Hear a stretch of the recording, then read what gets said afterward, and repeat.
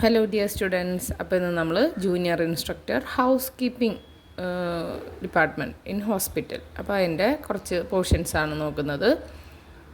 House keeping it is defined as a provision of a clean, comfortable and safe environment for the patients attendants and hospital staff in a hospital setup for 24/7. അതായത് 7 ദിവസത്തിൽ 24 മണിക്കൂറും നമ്മൾ പേഷ്യൻസിൻ്റെ attend ചെയ്യുന്ന ആൾക്കാർക്കും പിന്നെ hospital സ്റ്റാഫിനുമെല്ലാം തങ്ങാൻ ആവശ്യമായിട്ടുള്ള clean ആയിട്ടുള്ളതും comfortable ആയിട്ടുള്ളതും സേഫ് ആയിട്ടുള്ളൊരു ചുറ്റുപാട് പ്രൊവൈഡ് ചെയ്യുക എന്നുള്ളതാണ് ഹൗസ് കീപ്പിംഗ് ഡിപ്പാർട്ട്മെൻറ്റ് എന്ന് വെച്ച് കഴിഞ്ഞാൽ ഉദ്ദേശിക്കുന്നത്. അപ്പോൾ അവരുടെ റെസ്പോൺസിബിലിറ്റീസ് എന്താണെന്ന് നമുക്ക് നോക്കാം.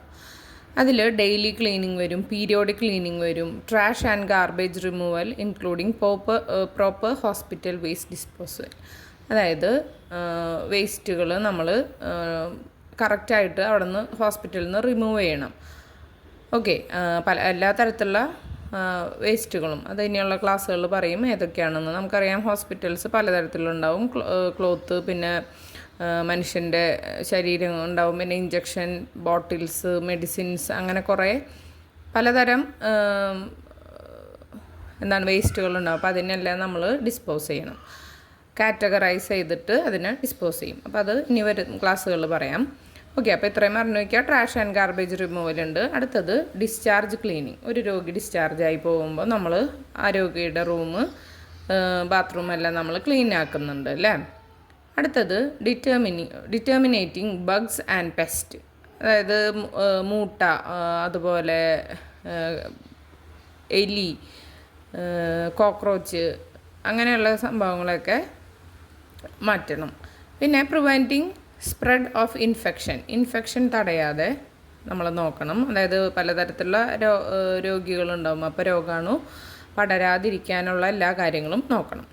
Safety and security of the hospital സേഫ്റ്റിയും സുരക്ഷിതത്വവും സെക്യൂരിറ്റിയും നമ്മൾ നോക്കണം. ക്രിയേറ്റിംഗ് ഹീലിംഗ് എൻവയോൺമെൻറ്റ്, അതായത് അസുഖം മാറാനുള്ളൊരു നല്ലൊരു എൻവയോൺമെൻറ്റ് ഒരുക്കണം. പിന്നെ ഇൻറ്റീരിയർ ഡെക്കറേഷൻ, അതായത് അകം ക്ലീനാക്കിയിട്ട് പൊടികളുമൊന്നും ഇല്ലാണ്ട് ക്ലീനാക്കിയിട്ട് വെക്കേണ്ട കാര്യങ്ങളെല്ലാം ഈ ഹൗസ് കീപ്പിംഗ് ഡിപ്പാർട്ട്മെൻറ്റിൻ്റെ റെസ്പോൺസിബിലിറ്റി ആയിട്ടാണ് വരുന്നത്. അതിൽ 2 കൂടി നോക്കാനുണ്ട് റെസ്പോൺസിബിലിറ്റീസിൽ. പേഷ്യൻ്റ് സർവീസസ്, അതായത് രോഗികൾക്കുള്ള സർവീസസ് എന്താണ്. ഇപ്പോൾ നമ്മൾ എക്സ്റേ എടുക്കാൻ പോകണം, അപ്പോൾ ആ റൂമിലേക്ക് നടക്കാനോ ഒന്നും പറ്റാത്ത രോഗിയാണെന്നുണ്ടെങ്കിൽ വീൽ ചെയറിൽ കൊണ്ടെത്തിക്കണം. അതുപോലെ ഫ്ലോർ ക്രിസ്റ്റലൈസേഷൻ, നമ്മൾ നിലമൊക്കെ ക്ലീൻ ആക്കണം. മൊത്തം ക്ലീനിങ് കാര്യങ്ങളൊക്കെ ഉണ്ട്. പിന്നെ അതിൻ്റെ ഒപ്പം പേഷ്യൻ്റ് സർവീസസ് ഉണ്ട്. അതായത് രോഗികളെ ഒരു സ്ഥലത്തു നിന്ന് മറ്റൊരു സ്ഥലത്തേക്ക് എത്താൻ ഹെൽപ്പ് വേണം എന്നുണ്ടെങ്കിൽ അങ്ങനെ, അല്ലെങ്കിൽ ഇപ്പോൾ ഇഞ്ചുറി ആയിട്ട് വരുന്ന രോഗികളെ നമ്മൾ അതത് റൂമുകളിലേക്ക് എത്തിക്കണം. ഇനി അടുത്തത് ഡിപ്പാർട്ട്മെൻറ്റൽ ഒബ്ജക്റ്റീവ്സ്. ഈ ഡിപ്പാർട്ട്മെൻറ്റിൻ്റെ ലക്ഷ്യങ്ങൾ എന്താണെന്ന് നോക്കാം. ഓക്കെ, ഹോസ്പിറ്റൽ ഹൗസ് കീപ്പിംഗ് ഡിപ്പാർട്ട്മെൻറ്റിൻ്റെ ലക്ഷ്യങ്ങൾ എന്താണെന്നാണ് അടുത്തത് നമ്മൾ നോക്കാൻ പോകുന്നത്. Maintain the aesthetic upkeep of the premises. നമ്മുടെ ഹോസ്പിറ്റൽ ബിൽഡിങ്ങിനെ നല്ല വൃത്തിയിൽ മെയിൻറ്റെയിൻ ചെയ്യുക എന്നുള്ളത് ഈ ഡിപ്പാർട്ട്മെൻറ്റിൻ്റെ ലക്ഷ്യമാണ്. Achieve patient satisfaction by providing services that is best in class and maximize organizational profitability through effective utilisation of resources. അതായത് നമുക്ക് ലഭ്യമായിട്ടുള്ള വസ്തുക്കൾ ഉപയോഗിച്ചിട്ട് പേഷ്യൻ്റ് സാറ്റിസ്ഫിക്കേഷന് വേണ്ടിയിട്ട്, അതായത് പേഷ്യൻസിനെ സാറ്റിസ്ഫൈ ചെയ്യാനായിട്ട് അവർക്ക് സർവീസസ് കൊടുക്കണം. എങ്ങനെയാവണം? ബെസ്റ്റ് ക്ലാസ്, നല്ല സർവീസസ് ആവണം. പിന്നെ ഓർഗനൈസേഷൻ്റെ പ്രോഫിറ്റബിലിറ്റി കൂട്ടണം അല്ലേ. ഇപ്പോൾ മോശം സർവീസാണ് കൊടുക്കുന്നത്, അല്ലെങ്കിൽ വൃത്തിയായിട്ട് ഹോസ്പിറ്റൽസ് ആണെന്നുണ്ടെങ്കിൽ നമ്മൾ തീർച്ചയായിട്ടും അത് ഓപ്റ്റ് ചെയ്യില്ല. അപ്പോൾ അത് ക്ലീനായിട്ട് നമ്മൾ കൊണ്ടു നടക്കണം.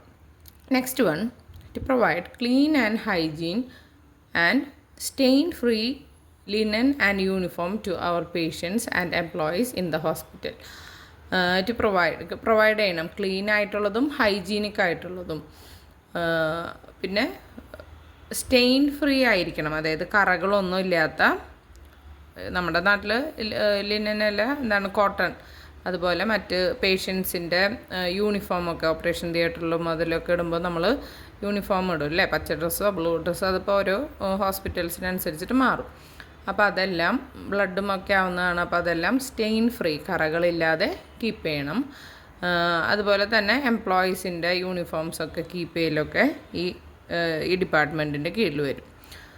ഡോക്ടേഴ്സിൻ്റെയും ഒക്കെ വസ്ത്രങ്ങളുണ്ടാവും അല്ലേ, അപ്പോൾ അതെല്ലാം ക്ലീനാക്കി നോക്കുന്നത് ഈ ഡിപ്പാർട്ട്മെൻറ്റാണ്.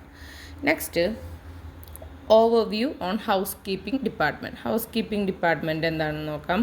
മോഡേൺ പെർസ്പെക്റ്റീവിൽ സൈക്കോളജിക്കൽ ഇമ്പാക്റ്റ് ഓഫ് പേഷ്യൻസ് അതായത് രോഗികളിൽ ഒരു മാനസികമായിട്ടൊരു ഇമ്പാക്റ്റ് ഉണ്ടാക്കുന്നുണ്ട് അല്ലേ. ഇപ്പോൾ ഒരു നല്ലൊരു ക്ലീൻ എൻവയോൺമെൻറ്റിലാണെന്നുണ്ടെങ്കിൽ ആ രോഗിക്ക് പെട്ടെന്ന് ക്യൂറാവും, അല്ലെങ്കിൽ ഭയങ്കര പീസ്ഫുള്ളായിട്ട് അവർക്ക് ഇരിക്കാനായിട്ട് പറ്റും.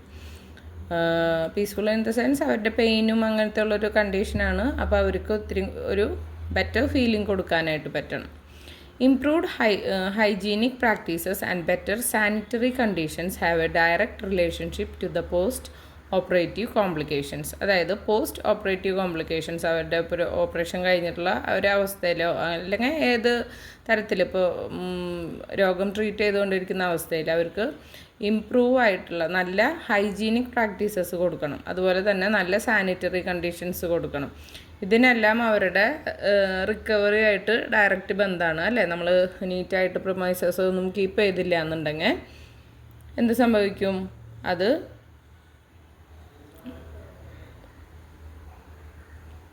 നീറ്റായിട്ട് നമ്മൾ കീപ്പ് ചെയ്തില്ല എന്നുണ്ടെങ്കിൽ പലതരത്തിലുള്ള അസുഖങ്ങൾ വരാനുള്ള സാധ്യതകളുണ്ട് അല്ലേ.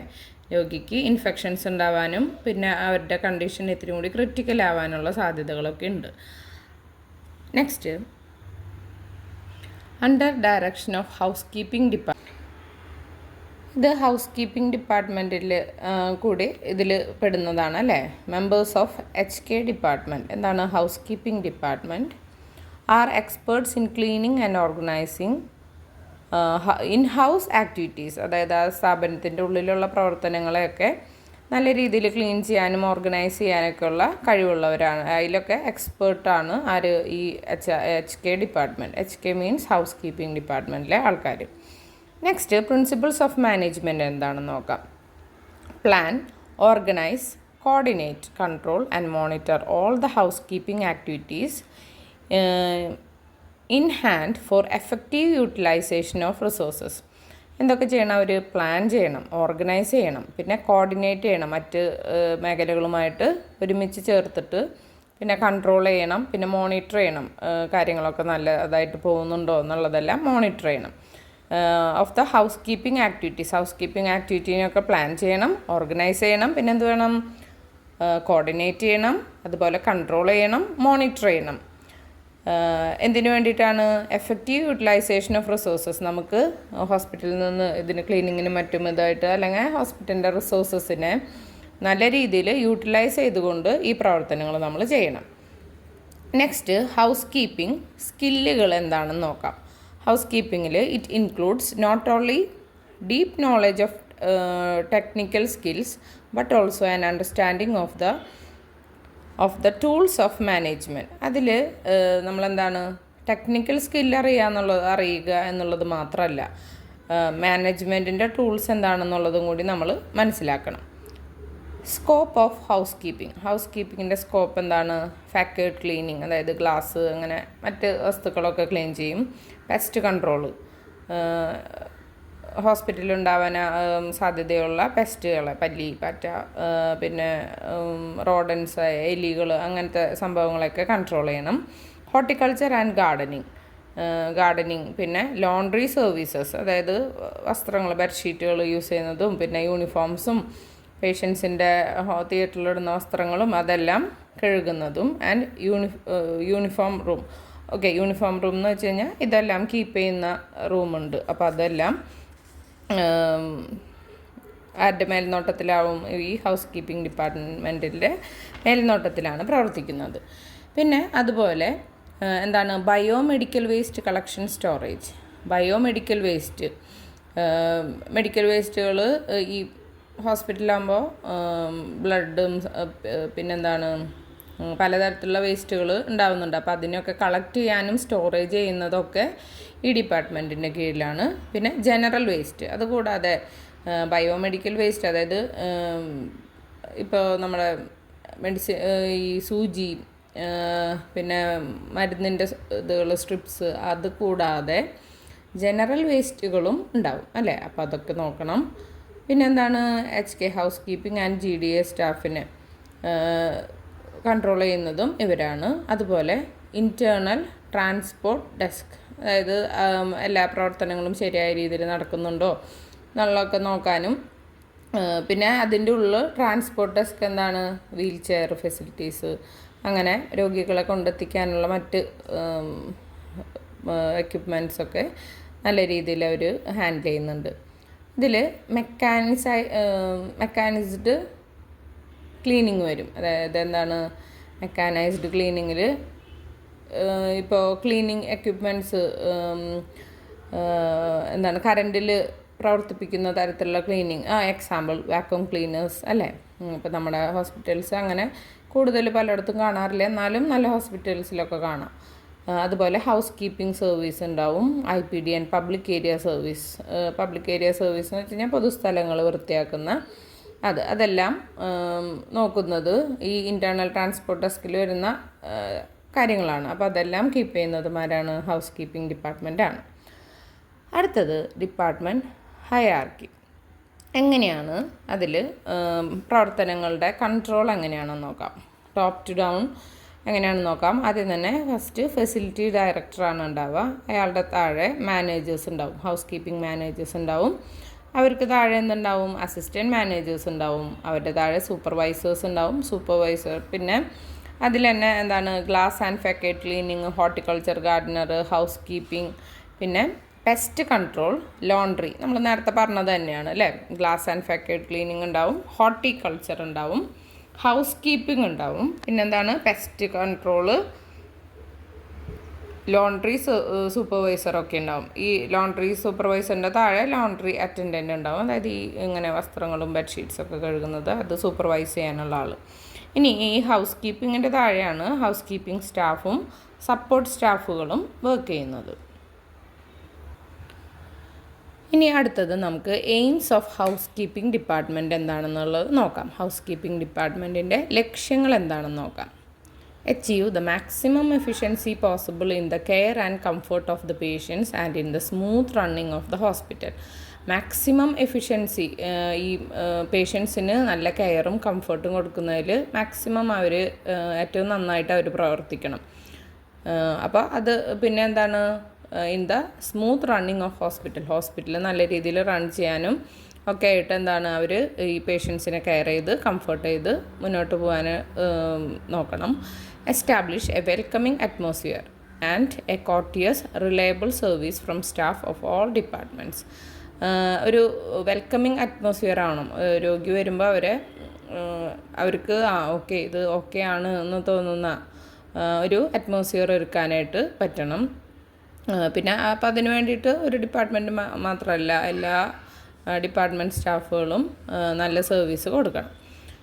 Ensure a high standard of cleanliness and general upkeep in all areas. അതായത് ഒരു ഹൈ സ്റ്റാൻഡേർഡ് ഓഫ് ക്ലെൻലിനെസ്, നല്ല വൃത്തി നോക്കണം. അതുപോലെ തന്നെ എല്ലാ മേഖലകളിലും നല്ല രീതിയിൽ ഇപ്പോൾ മാറാമ്പല ഇതാക്കുന്നതാവട്ടെ, അതല്ലെങ്കിൽ ബെഡ്ഷീറ്റ്സ് അങ്ങനത്തെ കാര്യങ്ങൾ നോക്കുന്നതാവട്ടെ, അതുപോലെ ഓപ്പറേഷൻ തിയേറ്ററിൽ ക്ലീനിങ്.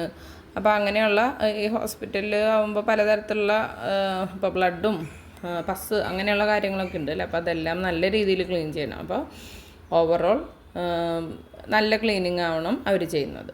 അടുത്തത് train, control and supervise the staff of house keeping department. Housekeeping ഡിപ്പാർട്ട്മെൻറ്റിൽ അവരെ ട്രെയിൻ ചെയ്യണം, അവരെ കൺട്രോൾ ചെയ്യണം, പിന്നെ സൂപ്പർവൈസ് ചെയ്യണം. ഈ സ്റ്റാഫുകളെയൊക്കെ ട്രെയിനിങ് കൊടുത്തിട്ട് കൺട്രോൾ ചെയ്യണം. ഇന്ന പ്രവർത്തനങ്ങൾ ഇന്നയാൾ ചെയ്യുക എന്നൊക്കെ പറയാം. പിന്നെ അവർ ചെയ്യുന്നത് സൂപ്പർവൈസ് ചെയ്യണം. കറക്റ്റായിട്ടാണോ അവർ ക്ലീൻ ചെയ്യുന്നത്, അതിൽ എന്തെങ്കിലും മിസ്റ്റേക്സ് വന്നിട്ടുണ്ടോ, അങ്ങനെയുള്ളതൊക്കെ. ഇനി establish A good working relationship with other department. മറ്റ് ഡിപ്പാർട്ട്മെൻറ്റുകളുമായിട്ട് നല്ലൊരു ബന്ധം കാത്തു സൂക്ഷിക്കണം. നമുക്കറിയാം ഒരു ഹോസ്പിറ്റലിൽ എന്നല്ല ഏത് ഓർഗനൈസേഷനിലായാലും എല്ലാ ഡിപ്പാർട്ട്മെൻറ്റുകളും നല്ല രീതിയിൽ വർക്ക് ചെയ്ത് പോയാലാണ് അത് വിജയിക്കുള്ളൂ അല്ലേ. അപ്പോൾ ഇവിടെ ആയാലും മറ്റ് ഡിപ്പാർട്ട്മെൻറ്റുകളുമായിട്ട് നല്ല രീതിയിൽ വർക്ക് ചെയ്യണം. Ensure that safety and security regulations are made known to staff of the hospital. ഉറപ്പുവരുത്തണം സേഫ്റ്റിയും സെക്യൂരിറ്റി റെഗുലേഷൻസൊക്കെ ഹോസ്പിറ്റലിലെ മറ്റ് സ്റ്റാഫുകൾക്കും അറിയാമെന്നുള്ളത് ഉറപ്പുവരുത്തണം. അപ്പോൾ ഇത്രയും കാര്യങ്ങളാണ് നമ്മൾ ഹൗസ് കീപ്പിംഗ് ഡിപ്പാർട്ട്മെൻറ്റിൻ്റെ എയിംസിൽ പറഞ്ഞത്. നെക്സ്റ്റ് നമ്മൾ നോക്കാൻ പോകുന്നത് കോമൺ പെസ്റ്റ് ഇൻ ഹോസ്പിറ്റലിൽ സാധാരണ കാണുന്ന പെസ്റ്റുകൾ ഏതൊക്കെയാണ്? ബെഡ് ബഗ്, അതായത് മൂട്ട, പിന്നെ റാറ്റ് ഉണ്ടാവും ഈ വേസ്റ്റുകളൊക്കെ കൊണ്ടിടുന്ന ഭാഗത്ത് അല്ലേ, പിന്നെ കോക്രോച്ചസ്, ലിസാർഡ്, അങ്ങനെയുള്ള സംഭവങ്ങളൊക്കെയാണ് ഉണ്ടാകുന്നത്. അപ്പോൾ ഇതിനെല്ലാം കൺട്രോൾ ചെയ്യാനായിട്ട് പെസ്റ്റ് കൺട്രോൾ ഡിപ്പാർട്ട്മെൻറ്റ് ഉണ്ട്. അടുത്തത് നമ്മൾ നോക്കാൻ പോകുന്നത് സൂപ്പർവൈസറിൻ്റെ റെസ്പോൺസിബിലിറ്റി എന്താണെന്നുള്ളതാണ്. Briefing of team and follow up instruction of manager or executive. മാനേജറിൻ്റെ ഇൻസ്ട്രക്ഷൻസൊക്കെ ഇവർ ചെയ്യുന്നുണ്ട്, അത് ഫോളോ അപ്പ് ചെയ്യുക, ഇവരെ ബ്രീഫ് ചെയ്യുക, ടീംസിന് ഇന്ന കാര്യങ്ങൾ ഇന്ന ആൾ ചെയ്യുക എന്നൊക്കെ പറഞ്ഞ് ഇന്ന കാര്യങ്ങളൊക്കെ ഉണ്ട്, നമുക്ക് ഇന്നതൊക്കെ ചെയ്യണം എന്ന് പറഞ്ഞിട്ട് അവർക്ക് ബ്രീഫ് കൊടുക്കുക. Next laundry and consumable assets receiving and challan documentation and inventory keeping. അതായത് ഇപ്പോൾ ലോണ്ടറി നമ്മൾ പറഞ്ഞു ഇങ്ങനെ വാഷ് ചെയ്യണം, അപ്പോൾ അതിൻ്റെ കാര്യങ്ങൾ, ഇപ്പോൾ സോപ്പ് പൊടി അങ്ങനത്തെ കാര്യങ്ങളൊക്കെ അത് സ്റ്റോർ ചെയ്യുന്നതും അതിൻ്റെ ഇൻവെൻട്രി കീപ്പ് ചെയ്യുന്നതൊക്കെ ഇവരുടെ ഈ സൂപ്പർവൈസേഴ്സിൻ്റെ റെസ്പോൺസിബിലിറ്റിയാണ്. Rounds of the area before the operation round doctors visit. അതായത് നമുക്കറിയാം ഡോക്ടർ രോഗികളെ സന്ദർശിക്കും, ഇൻ പേഷ്യൻസിനെ നോക്കും. അപ്പോൾ ഈ ഭാഗമൊക്കെ ക്ലീൻ ആക്കണം, അവർ ഡോക്ടർ വരുന്നതിന് മുമ്പ് തന്നെ ഒക്കെ നീറ്റ് ആൻഡ് ക്ലീൻ ആക്കി ഇടണം. അടുത്തത് meet patients and take feedback to improve services. അതായത് പേഷ്യൻസിനെ കണ്ടിട്ട് അവരുടെ ഫീഡ്ബാക്ക് എടുക്കണം, അവരുടെ സർവീസ് ഇംപ്രൂവ് ചെയ്യാനായിട്ട്. അതായത് ഇപ്പോൾ പേഷ്യൻസിനെ വയ്യാണ്ട് എടുക്കാമെന്നൊരു അവരുടെ കൂടെ നിൽക്കുന്ന ആൾക്കാരുണ്ടാവില്ലേ, അപ്പോൾ റൂം ക്ലീൻ ആണോ, എന്തെങ്കിലും കംപ്ലയിൻറ്റ്സ് ഉണ്ടോ എന്നൊക്കെ ചോദിച്ചിട്ട് വരുന്നത് കാണാം. നമുക്കറിയാം ക്ലീനിങ് ചേച്ചിമാരൊക്കെ വന്ന് വേസ്റ്റ് എടുത്തു ക്ലീനൊക്കെ ആക്കിപ്പോയി ബെഡ്ഷീറ്റൊക്കെ വിരിച്ച് പോയി കഴിഞ്ഞ് കഴിഞ്ഞാൽ സൂപ്പർവൈസർ വരും, നമ്മളോട് ചോദിക്കും അല്ലേ, റൂം ക്ലീൻ ആക്കിയായിരുന്നോ, അവർ വേസ്റ്റ് എടുത്തായിരുന്നോ, ബെഡ്ഷീറ്റ് മാറ്റിയായിരുന്നോ എന്നൊക്കെ അവർ ഒന്നുകൂടെ ചോദിക്കും. അപ്പോൾ ഇതൊക്കെ സൂപ്പർവൈസറിൻ്റെ റെസ്പോൺസിബിലിറ്റിയാണ്. പിന്നെ എന്തെങ്കിലും മാറ്റങ്ങൾ വരാണ്ടോ ഇമ്പ്രൂവ് ചെയ്യാനുള്ള പോയിൻറ്റ്സൊക്കെ ഇപ്പോൾ അവർ പറയാമെന്നുണ്ടെങ്കിൽ ഇവർ അതൊക്കെ നോട്ട് ചെയ്യും. അടുത്തത് maintain reporting and check mechanics and equipments. Report ചെയ്യണം, അതുപോലെ തന്നെ ഇവർ വന്നതും എന്തൊക്കെ എക്യുപ്മെൻറ്റ്സ് കാര്യങ്ങൾ ഇവർ ഹാൻഡിൽ ചെയ്യുന്ന കാര്യങ്ങളൊക്കെ പറ്റിയിട്ട് മുകളിലുള്ള ആൾക്കാർക്ക് റിപ്പോർട്ട് ചെയ്യൽ ഇവർ ചെയ്യേണ്ടതാണ്. അടുത്തത് കണ്ടക്റ്റിംഗ് ട്രെയിനിങ്. നമ്മൾ പറഞ്ഞു ഇവർ താഴെ വർക്ക് ചെയ്യുന്നവർക്ക് ഇന്ന കാര്യങ്ങൾ ചെയ്യണം, ഇപ്പോൾ പേഷ്യൻറ്റിൻ്റെ റൂമിൽ വന്നിട്ട് ഇന്നത് ചെയ്യണം, അത് കഴിഞ്ഞിട്ട് വേണം ക്ലീൻ ചെയ്യാൻ, അങ്ങനെ ഓരോ കാര്യങ്ങളും അവരുടെ താഴെ വരുന്ന സ്റ്റാഫുകൾക്ക് ട്രെയിനിങ് അവർ നൽകണം. ഓക്കെ, എന്നാലാണ് നല്ല രീതിയിൽ അവർക്ക് വർക്ക് ചെയ്യാനായിട്ട് പറ്റുള്ളൂ. പിന്നെ അതവർ സൂപ്പർവൈസ് ചെയ്യും. സൂപ്പർവൈസേഴ്സ് ഈ ബാക്കി താഴെ വരുന്ന സ്റ്റാഫ്സ് കറക്റ്റായിട്ട് ചെയ്യുന്നുണ്ടോ എന്നുള്ളത് അവർ സൂപ്പർവൈസ് ചെയ്യും. നെക്സ്റ്റ് ഇൻ്റർ ഡിപ്പാർട്ട്മെൻ്റൽ കോർഡിനേഷൻ. എങ്ങനെയാണ് ഈ പല ഡിപ്പാർട്ട്മെൻറ്റ്സ് ഉണ്ടാവും ഒരു ഹോസ്പിറ്റലിൽ നിന്ന് നമുക്കറിയാം. അപ്പോൾ അത് തമ്മിലുള്ള കോർഡിനേഷൻ എങ്ങനെയാണെന്നുള്ളത് നോക്കാം. ഈ ഹൗസ് കീപ്പിംഗ് ഡിപ്പാർട്ട്മെൻറ്റ് മെയിൻ്റനൻസ് ഡിപ്പാർട്ട്മെൻറ്റായിട്ട്, അതായത് എൻജിനീയറിങ് അങ്ങനെ ഇപ്പോൾ എന്തെങ്കിലും ഹോസ്പിറ്റലിൽ എന്തെങ്കിലുമൊക്കെ പ്രശ്നങ്ങൾ അതൊക്കെ ഉണ്ടെന്നുണ്ടെങ്കിൽ അതൊക്കെ നോക്കാനായിട്ട്, എന്തെങ്കിലും ടെക്നിക്കൽ ഇഷ്യൂസ് വരികയെന്നുണ്ടെങ്കിൽ അതല്ലെങ്കിൽ മെയിൻ്റനൻസിനായിട്ട് എൻജിനീയറിങ് അല്ലെങ്കിൽ പ്ലംബിങ് അങ്ങനത്തെ സെക്ഷനിലെ ആൾക്കാരൊക്കെ ഉണ്ടാവും അല്ലേ, അപ്പോൾ അവരുമായിട്ട് നല്ല ബന്ധം വേണം. പിന്നെ നഴ്സിംഗ് ഡിപ്പാർട്ട്മെൻറ്റുമായിട്ട്, അതുപോലെ ഫ്രണ്ട് ഓഫീസ് ഡിപ്പാർട്ട്മെൻറ്റ്, അതുപോലെ ഫിനാൻസ്, IT ഡിപ്പാർട്ട്മെൻറ്റ്സ്, പിന്നെ സ്റ്റോറ് അല്ലെങ്കിൽ റിസീവിങ് ഡിപ്പാർട്ട്മെൻറ്റ് എന്ന് വെച്ച് കഴിഞ്ഞാൽ സ്റ്റോറ്, സാധനങ്ങളൊക്കെ സ്റ്റോർ ചെയ്ത് വെക്കുന്നത്, പിന്നെ സെക്യൂരിറ്റി. അപ്പോൾ ഇവരെല്ലാവരുമായിട്ടൊരു നല്ല കോർഡിനേഷനാണ് ഈ ഹൗസ് കീപ്പിംഗ് ഡിപ്പാർട്ട്മെൻറ്റിന് ഉണ്ടാവേണ്ടത്. ഇവർക്ക് മാത്രമല്ല എല്ലാ ഡിപ്പാർട്ട്മെൻറ്റ്സും പരസ്പരം കോർഡിനേറ്റ് ചെയ്ത് കഴിഞ്ഞാൽ മാത്രമേ നല്ല രീതിയിൽ ആ ഓർഗനൈസേഷൻ മുന്നോട്ട് പോവുള്ളൂ. Next common house keeping practices in key working areas. പ്രധാനപ്പെട്ട പ്രവർത്തന മേഖലകളിൽ ഈ ഹൗസ് കീപ്പിംഗ് പ്രാക്ടീസസ് എന്തൊക്കെയാണെന്നുള്ളത് നോക്കാം. നമുക്കറിയാം, ഇത്ര നേരം പറഞ്ഞ തന്നെയാണ്. സിസ്റ്റമാറ്റിക് ആയിട്ടുള്ള ക്ലീനിങ് ഓപ്പറേഷൻസ് നടത്തണം. ബേസിക് വർക്ക് പ്രൊസീജിയേഴ്സ്, എത്ര മണിക്ക് ഇതാവണം, ചെയ്യേണ്ട ഡ്യൂട്ടീസ് വൃത്തിയായിട്ട് ചെയ്യണം, പിന്നെ യൂണിഫോം ധരിക്കണം, അങ്ങനെയുള്ള സാധാരണ കാര്യങ്ങൾ. പിന്നെ control of orders, pest, rodents and animal control. എന്താണ് ഓഡേഴ്സ്? പലതരത്തിലുള്ള മണങ്ങൾ ഹോസ്പിറ്റലിലുണ്ടാവും. അപ്പോൾ അത് ഒക്കെ കൺട്രോൾ ചെയ്യണം. അവർ ഫിനൈലൊക്കെ ഇട്ടിട്ടാണ് റൂം തുടയ്ക്കുന്നത്. അതായത് നമ്മുടെ ചുറ്റുപാടുകളും ശരിയായ രീതിയിൽ വൃത്തിയാക്കിയാൽ മാത്രമേ അത് ഓർഡർ ഫ്രീ ആയിട്ട് ഇരിക്കുകയുള്ളൂ അല്ലേ, പ്രിമൈസസ്. ഓക്കെ. ഇനി പെസ്റ്റുകളെ കൺട്രോൾ ചെയ്യണം. റോഡൻസിനെ, അതായത് എലി പോലെയുള്ള ഇതിനെയും ആനിമൽസിനെയൊക്കെ കൺട്രോൾ ചെയ്യണം. പഴുതാര, പാറ്റ, പാമ്പ്, അങ്ങനെ ഇപ്പോൾ ഇതൊക്കെ തുറന്നിടുന്നതാണ്. അപ്പോൾ അങ്ങനെയുള്ള ഇതിനൊക്കെ കൺട്രോൾ ചെയ്യേണ്ടതൊക്കെ ഈ ഡിപ്പാർട്ട്മെൻറ്റിൻ്റെ കീഴിൽ വരുന്നതാണ്. പിന്നെ ഒരു പ്രധാനപ്പെട്ട കാര്യമാണ് വേസ്റ്റ് ഡിസ്പോസൽ. അതിൻ്റെ മെത്തേഡ്സും പ്രൊസീജിയേഴ്സും കുറേ ഉണ്ട്. വേസ്റ്റ്, പലതരത്തിലുള്ള വേസ്റ്റ് ഉണ്ട്. അപ്പോൾ അതിനൊക്കെ കാറ്റഗറൈസ് ചെയ്ത് കീപ്പ് ചെയ്യണം. എന്നിട്ട് 24 hours ആകുമ്പോഴേക്കും അത് ഹോസ്പിറ്റലിൽ നിന്ന് നീക്കണം. അതിനുള്ള കാര്യങ്ങൾ ചെയ്യണം. അടുത്തത് സേഫ്റ്റി റെഗുലേഷനാണ്. അതായത് ആക്സിഡൻറ്റ് ഉണ്ടായി ഹോസ്പിറ്റലിൽ, അല്ലെങ്കിൽ എന്തെങ്കിലും ഫയർ വന്നു, അല്ലെങ്കിൽ ഇലക്ട്രിക്കലിൽ എന്തെങ്കിലും മിസ്റ്റേക്സ് വന്നു, അപ്പോൾ അതൊക്കെ നോക്കണം. കെയർ ഓഫ് ഫർണിച്ചേഴ്സ്, അതായത് ഹോസ്പിറ്റലിൽ ഫർണിച്ചേഴ്സ് ഉണ്ടാവും, അതിനെ നല്ല രീതിയിൽ കെയർ ചെയ്ത് പോകണം. പിന്നെ ഇൻറ്റീരിയർ ഡെക്കറേഷൻ, ഭയങ്കര ഡെക്കറേഷൻ അങ്ങനെ ഇതല്ല ഉദ്ദേശിക്കുന്നത്. കറക്റ്റായിട്ട് ഇപ്പോൾ ബൾബ് ഇതൊക്കെ കേടായി, അപ്പോൾ അതൊക്കെ കറക്റ്റ് നോക്കുക, അല്ലെങ്കിൽ ചെളി പിടിച്ചു ക്ലീൻ അല്ലാത്തതൊക്കെ ക്ലീനാക്കുക, അങ്ങനെയുള്ള കാര്യങ്ങളൊക്കെ. Storage procedure for used equipments, use ചെയ്ത എക്യുപ്മെൻറ്റ്സിനൊക്കെ ശരിയായ രീതിയിൽ എങ്ങനെ സ്റ്റോർ ചെയ്യും, അങ്ങനെയുള്ള കാര്യങ്ങളൊക്കെ ഇവർ നോക്കും. ഇനി ന്യൂ ഡെവലപ്മെൻറ്റ്സ് ഇൻ ഹൗസ് കീപ്പിങ്ങിലെ പ്രധാനപ്പെട്ട ഡെവലപ്മെൻറ്റ്സ് എന്തൊക്കെയാണെന്ന് നോക്കാം. Eco friendly hygiene solutions by practising the 3 R's, അതായത് 3 R'കൾ പ്രാക്ടീസ് ചെയ്യണം. എന്തൊക്കെയാണ്? റെഡ്യൂസ് ചെയ്യണം, റീയൂസ് ചെയ്യണം, റീസൈക്കിൾ ചെയ്യണം.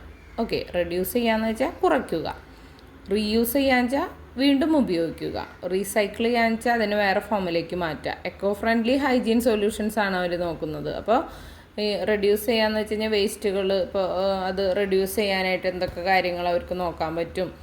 പിന്നെ റീയൂസ് ചെയ്യാന്ന് വെച്ചാൽ എന്താണ്? ഈ ഇഞ്ചക്ഷൻ സിറിഞ്ചും സംഭവങ്ങളും അതിൻ്റെ നീഡിലും അതൊക്കെ അപ്പോൾ ഡിസ്പോസ് ചെയ്യണം. അത് റീയൂസ് ചെയ്ത് ഇതാക്കാന്ന് വെച്ചാൽ ഒരിക്കലും റീയൂസ് ചെയ്യാൻ പാടില്ല. മറ്റ് കാര്യങ്ങൾ, പിന്നെ അതുപോലെ തന്നെ പ്ലാസ്റ്റിക്കും മറ്റു കാര്യങ്ങളൊക്കെ റീസൈക്കിൾ ചെയ്യുക, അങ്ങനെയുള്ള കാര്യങ്ങൾ. പിന്നെ കസ്റ്റമർ ഫ്രണ്ട്ലി സർവീസസ് ആവണം. ബൈ റെഗുലർ ട്രെയിനിങ് ഓഫ് സ്റ്റാഫ്സിന് കൃത്യമായിട്ടുള്ള ഇടവേളകൾ ട്രെയിനിങ് ഒക്കെ കൊടുത്തിട്ട് കസ്റ്റമർ ഫ്രണ്ട്ലി സർവീസസ് ആവണം. കസ്റ്റമേഴ്സിന് നല്ല രീതിയിൽ ഇഷ്ടമാവുന്ന രീതിയിൽ, അവർ സാറ്റിസ്ഫൈഡ് ആവുന്ന രീതിയിലുള്ള സർവീസസ് ലഭ്യമാക്കണം. പിന്നെ customer education on day time cleaning, അതായത് കസ്റ്റമേഴ്സിനോട് പറയണം, ഞങ്ങൾ കാലത്ത് ടൈം ക്ലീനിങ് ആണ്, അപ്പോൾ വെറ്റ് ഫ്ലോർ ആവും, അങ്ങനെയുള്ള കാര്യങ്ങളൊക്കെ പറഞ്ഞ് മനസ്സിലാക്കണം. ഇത്ര മണിക്കാണ് ഞങ്ങൾ ക്ലീനിങ്ങിന് വരിക, അപ്പോൾ ആരെങ്കിലും റൂമിലുണ്ടാവണം, റൂം തുറന്നു തരണം. അതല്ലാന്നുണ്ടെങ്കിൽ പിന്നെ ഓരോരുത്തർ ടൈമിനനുസരിച്ചിട്ട് വന്ന് ക്ലീൻ ചെയ്യുക എന്നുള്ളത് ഇത്തിരി ബുദ്ധിമുട്ടുള്ള കാര്യമാണ് അല്ലേ. അപ്പോൾ കസ്റ്റമേഴ്സിന് അതിനെപ്പറ്റിയൊരു ധാരണ കൊടുക്കണം. Day time cleaning can help to address issues of corporate social responsibility like saving energy. അപ്പോൾ എനർജിയൊക്കെ സേവ് ചെയ്യാനായിട്ട് നമുക്ക് പറ്റും.